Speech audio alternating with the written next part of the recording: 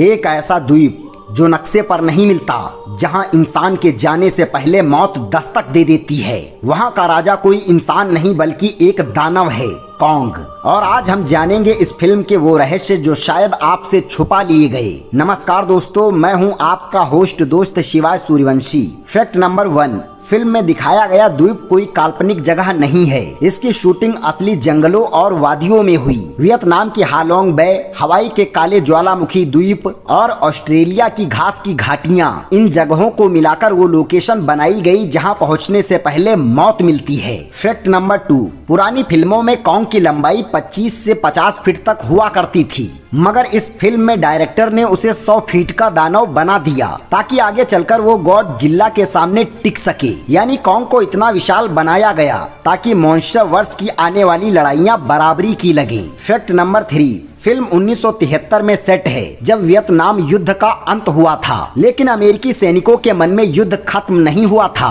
उन्होंने जैसे ही Skull Island पर बम गिराए, वहां का राजा जाग गया। ये कहानी दरअसल बताती है कि जब इंसान प्रकृति के साथ खिलवाड़ करता है तब प्रकृति भी जवाब देती है, कॉन्ग के रूप में। फैक्ट नंबर 4, फिल्म में जिन राक्षसों से कॉन्ग लड़ता है वो स्कल क्रेवलर्स कहलाते हैं। उनका डिजाइन डायरेक्टर के बचपन में बनाए गए एक ड्रीम मॉन्स्टर से लिया गया। लंबा रेंगता हुआ शरीर, बिना नाक का चेहरा और जानवरों को निगल जाने वाला जबड़ा, ये दिखाते हैं कि असली बुराई कॉन्ग नहीं बल्कि वो है जिसे इंसानों ने जगाया। फैक्ट नंबर 5, कॉल पेकार्ड का किरदार फिल्म में इंसान के घमंड, गुस्से और अंधे बदले का प्रतीक है। वो मानता है कि अगर कॉन्ग ने उसके सैनिकों को मारा है तो वो उसे मारकर बदला लेगा, लेकिन असल में वो समझ नहीं पाता कि कॉन्ग सिर्फ अपने घर की रक्षा कर रहा था। फैक्ट नंबर 7, कॉन्ग को केवल एक राक्षस नहीं दिखाया गया, वो भावनाओं से भरा हुआ है। जब वो ब्रे लॉर्सन के किरदार को बचाता है तो ये साफ होता है कि कॉन्ग इंसानियत को समझता है। वो जानवर है,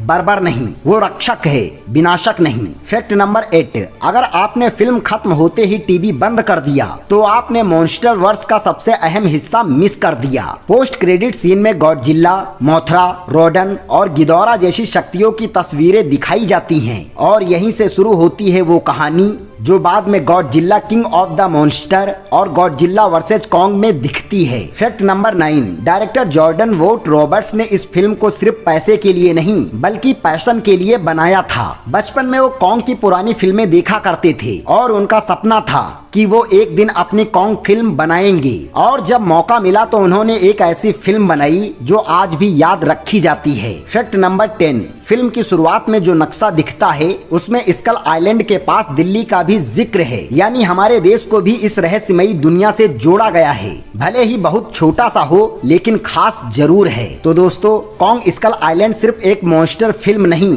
बल्कि एक आईना है जो इंसान को उसकी गलती, प्रकृति को उनका गुस्सा और राक्षसों में भी इंसानियत दिखाता है। अगर आप किसी मूवी के फैक्ट जानना चाहते हैं तो कमेंट कीजिए, हम उस पर भी वीडियो बना देंगे।